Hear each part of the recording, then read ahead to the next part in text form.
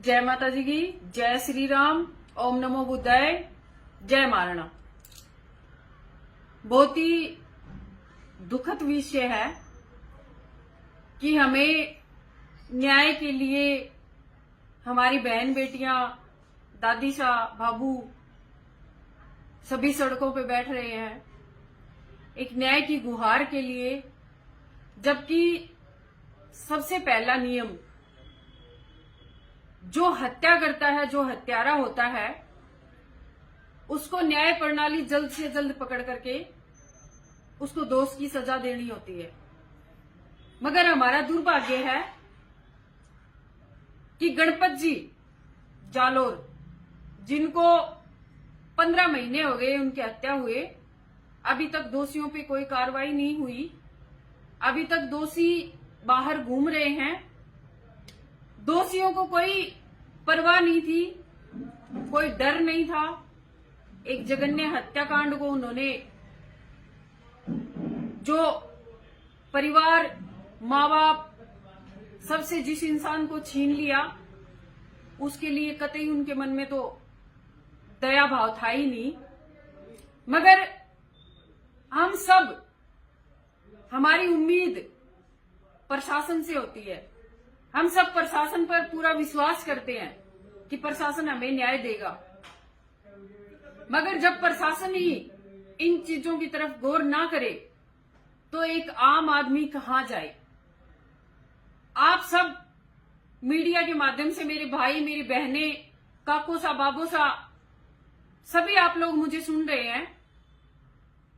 मैं कहती हूं, अगर न्याय ना मिले तो इंसान कहां जाए।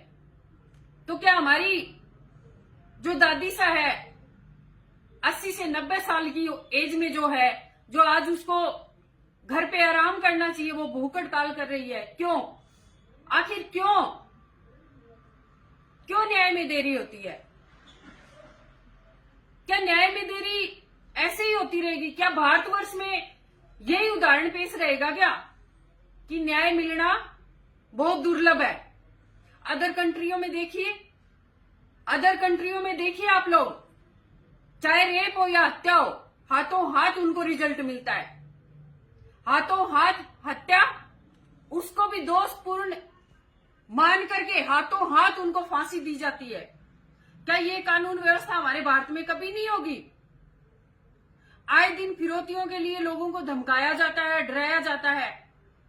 डराने, धमकाने और ऐसे कार्य करने वाले लोगों को मैं कहती हूं, अगर थोड़ा सा भी तुम में दम है ना, तो यूपी में जाके डराओ, धमकाओ और वहां पर हत्याकांड जैसे घिनौने अपराध करो, तुम्हें पता चल जाएगा। वहां पर एक जागरूक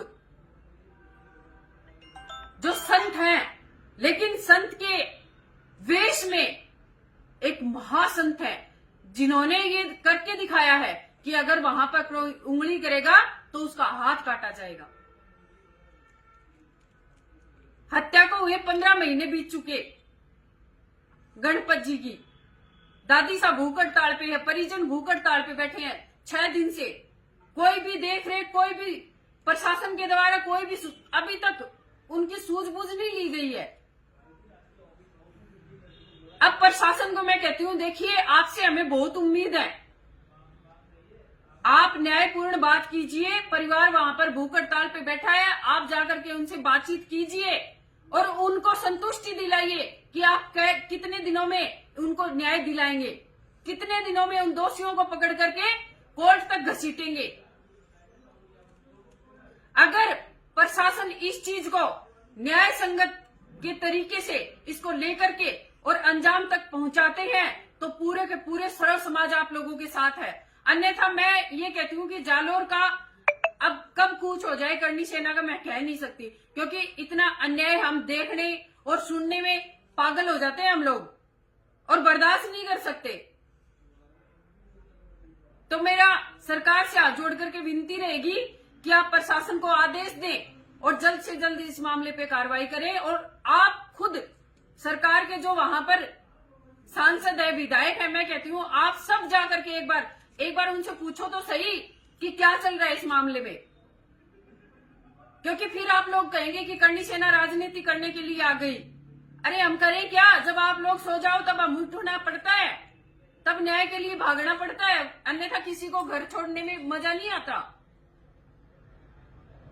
कोई भी विधायक है, कोई भी सांसद है, मैं कहती हूँ आप लोग जाकर के इसकी सूझबूझ लीजिए, अन्यथा अगर करणी सेना वहां पर पहुंच गई ना तो फिर आपको लेने के देने पड़ जाएंगे, क्योंकि वहां से उठने वाले फिर हम नहीं है। जब तक न्याय नहीं होगा तब तक हम उठेंगे नहीं। ये मेरी चेतावनी लगाओ या फिर मेरा एक छोटा सा आदेश लगाओ कि मैं आप लोगों से सिर्फ एक छोटा सा आदेश कर रही हूं कि आप लोग बस इतना करिए कि उस परिवार को न्याय मिल जाए। उन लोगों ने सीबीआई की जांच मांगी है, उन्होंने कुछ और नहीं मांगा, कोई सिंहासन नहीं लेना उन लोगों को। सीबीआई की जांच चाहिए, सीबीआई की जांच दो उनको। वो कोई गलत नहीं कर रहे, उनको भी अधिकार है। अब जो माँ आज भूख हड़ताल पे बैठी है उसको बिल्कुल अधिकार है कि उसकी बेटे की हत्या क्यों हुई, किस कारणों से हुई, किस साजिश से हुई, उसको जानने का अधिकार है। आप सबसे मेरी विनती रहेगी कि जल्द से जल्द इस मामले को सुलझाएं और उस मां को न्याय दें। अन्यथा करणी सेना अगर उग्र हो गई ना तो फिर मेरे समझ में भी नहीं आएगा कि वो लोग क्या कर रहे हैं, क्योंकि मुझे तो सिर्फ बैठना है वहां जाके, करने वाले तो फिर मेरे भाई होंगे। मेरी बात को गौर करके सुन ले प्रशासन, उन लोगों के साथ न्यायपूर्ण तरीके से बर्ताव करे और न्याय के साथ उनको न्याय दे, वरना करणी सेना फिर अपने उग्र रूप में आएगी। अब छोटी सी बात को आप सीरियस लें और मैं कहती हूं जल्द से जल्द इस पे कार्रवाई करें। जय श्री राम, जय मां करणी।